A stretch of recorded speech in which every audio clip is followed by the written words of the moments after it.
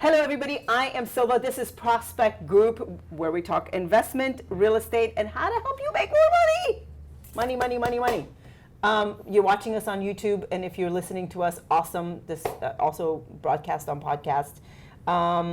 Today, we're going to be talking about how to make money in real estate. That's a topic for today. But before we move forward, we would like to ask you kindly to subscribe, like, and comment. And of course, if you want to get in touch with us, all of our social media handles and email addresses are below this video. And if you're listening to us, when you get a chance, just look at the screen and you're going to find all of that information. Joining me today is Greg Davichon. He is a acquisition expert here at Prospect Group. He is an investment expert here at Prospect Group. And he's going to tell us how to sell, how to make more money, right, in real estate. How to sell real estate. How to sell real estate. How does that happen more than normal? I mean, selling real estate is actually pretty fascinating. I mean, it's just so many directions you could go in to sell. And I mean, a lot of new agents don't think like that. You know, they just think it's like one audience. But it's like... You mean, let me clarify this. You're saying a lot of people think that there's only one way to sell real estate. Exactly. A buyer and a seller. And a seller, and you know, finding a property that someone's gonna, you know, want to live in. And it's just interesting how much money that a realtor could leave on the table because of that thought process. I mean, they could still make great money just doing that. Right. But I mean, they can make a lot more money if they mix in what, you know, I want to get into, which is, you know, pretty much like choosing what you're selling. I think a lot of people don't choose what they want to sell. They just sell what they get. They sell what they get. They don't choose what to sell. So you mean being more intentional in the listings that they get? So yeah, so my whole 2 cents is, I think it requires a lot more intentional marketing and a lot more thought out marketing. And I think it involves a lot of organization. I mean, agents, you know, we're not the only investors. You know, there's investors out there in this industry. Yes. And there's agents who meet, I'm sure, a good grip of investors that they don't write down. And each one of those investors can be a client for an agent in the long run, over decades. And it can make them multi-thousands, multi-millions. Right. And you know, a lot of times they're just focused in on just finding that buyer, where they don't even think about saving that contact, that one contact that can make them so much money. Or even thinking about bringing that deal to an investor. Right, or even bringing that deal to an investor. Right. And that's where I was getting into is, you know, agents really need to know who to market to. Sometimes there's properties that are just, you know, given, you know, provided to me, you know, opportunities that agents have, where I'm like, no way in hell would I buy this, you know? It's just clean and nice, and that's not what we buy, because we buy stuff that need work and love, right? And, you know, I'm sure there's times that agents, you know, give proper, you know, opportunities to their clients that they wouldn't want. So it's really about knowing what to pitch to your people. Okay, so let's break this down. First things first, carve out a niche for yourself. And as you're talking about this, I am putting two and two together. A couple of the really successful agents that I have met through our company at our parties. By the way, we throw parties when we finish a house. Like when we finish a house, we want everybody to see it, so we throw parties for realtors and agents. And I'm going to do a plug here and say, if you want to be invited to those events, and they are a lot of fun, make sure you send us an email or DM me on social media, and we can make sure you get an invitation to these parties. It's a great opportunity to network with us and our acquisition team. It's a great opportunity to get a feel of the company and to see the quality of the work we do. The reason I'm sort of taking a roundabout way to get to my point is because some of these agents that I've met who've had success and longevity as a real estate professional, as a career, they all have a niche of a specific neighborhood. They have a niche, and not only do they have a niche, they make the effort to do what most agents don't do. They come to me and they say, which area specifically are you looking for right now? Right. And what size properties are you looking for right now? Right. And they want to know why.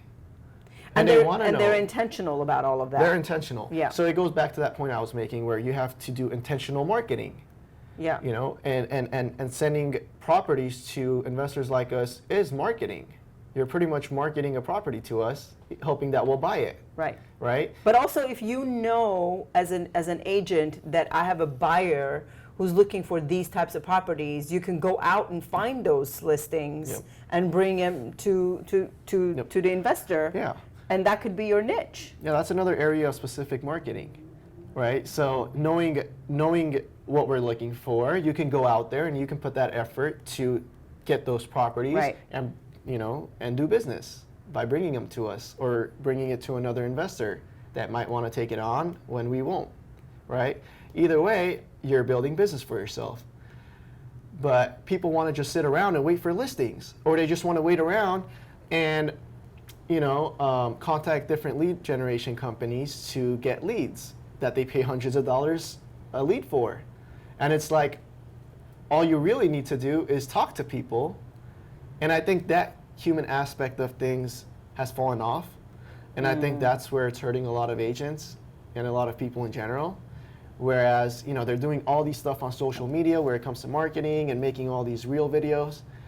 But are you really talking to people over the phone, right? Are you meeting with people, talking to them in person and asking them what they want and how you can help them as an agent?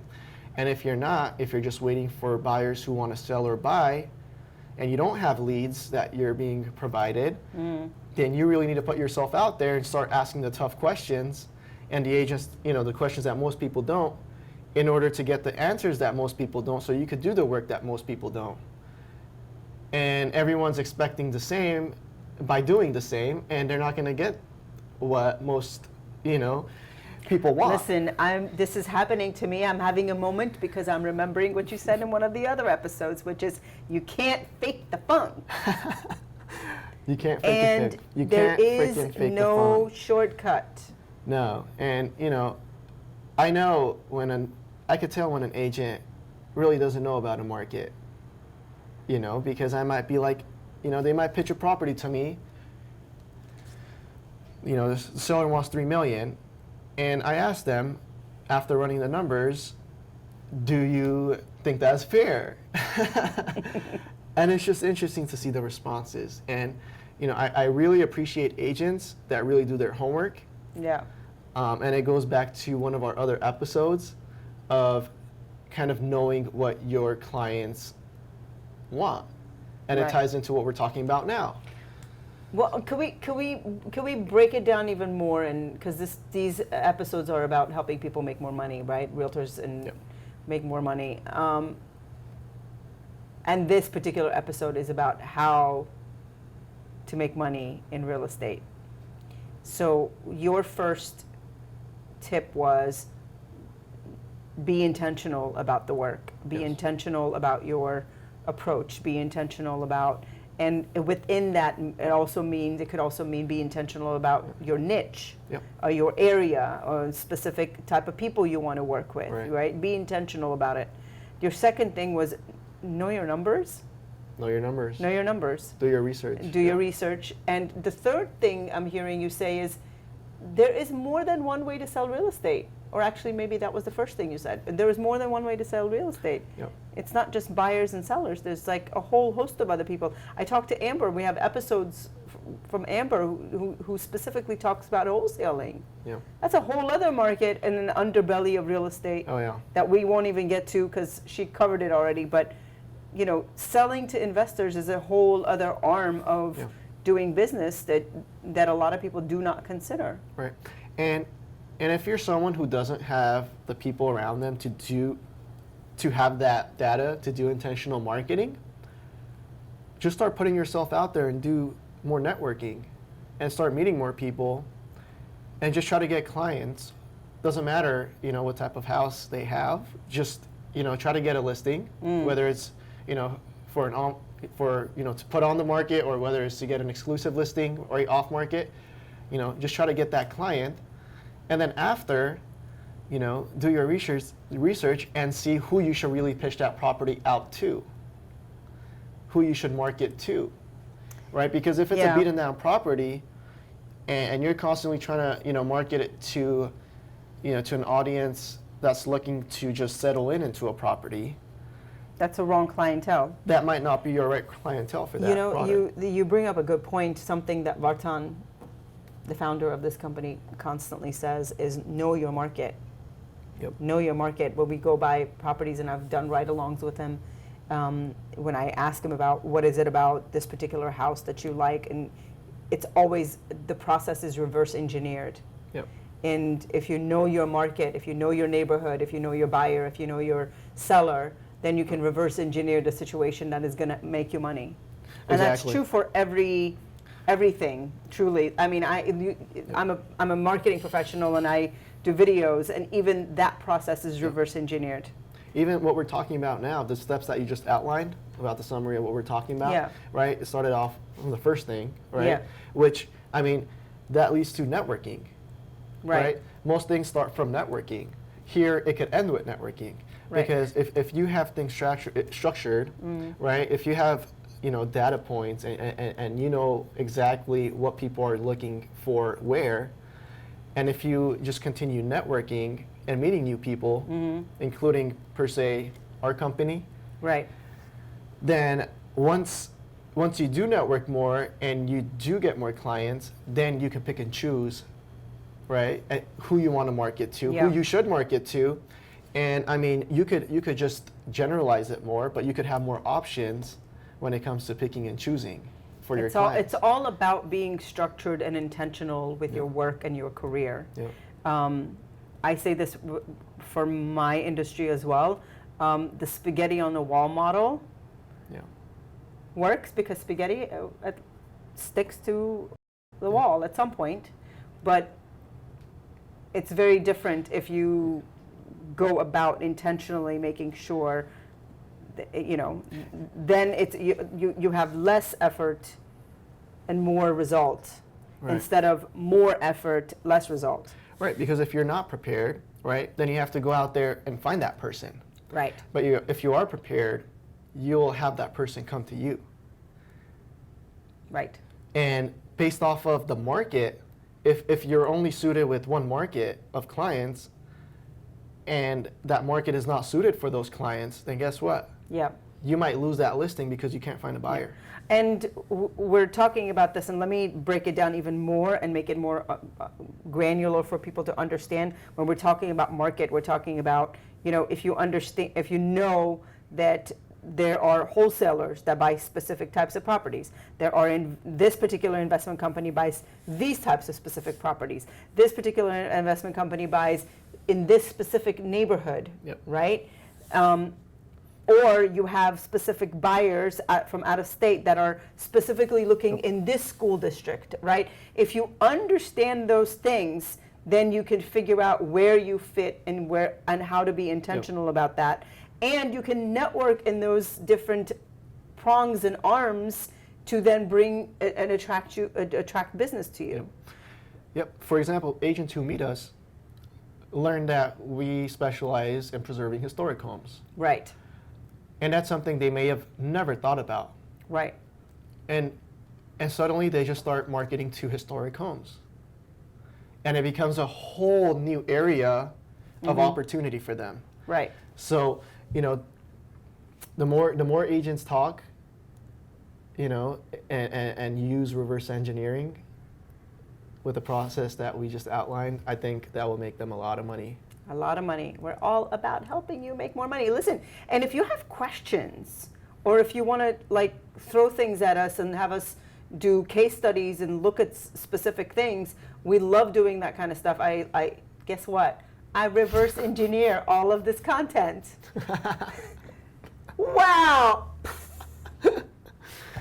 All of this stuff is reverse engineered. So I want to give you what you want. So if there's something you want to see or you want to learn about, you send it to me or to us. You can find us on social media. You can find our email online, prospectgroup.net. You can find me, Silva, at prospectgroup.net, or our social media accounts. Send me stuff. We will work through it. We will do case studies, and we will deliver the content because we are reverse engineering everything. Success has a process and has an equation. So that's what we want to do. We want to offer value. So we love the engagement. We hope that you got some value out of this conversation. Greg, thank you for making time for us today. And doing multiple segments of information. I hope that I didn't scare you away and you're going to come back. No. And last tip, actually. One more tip. Last tip. I think, when it comes to that last step, when I was like networking, I think it goes back to being intentional. Because there's probate attorneys out there that could give you business, right? Right. There's all these different areas of people. Bankruptcy attorneys that can give you business. There's so many areas of business you can There's estate attorneys that can give you business. Wait, hold on, I'm not done. There's divorce attorneys that can give you business. Yeah, just so many areas. Yes. So many areas. And I mean, we could talk, about this and go really in depth, but if the audience has any questions, let them contact us. Yeah.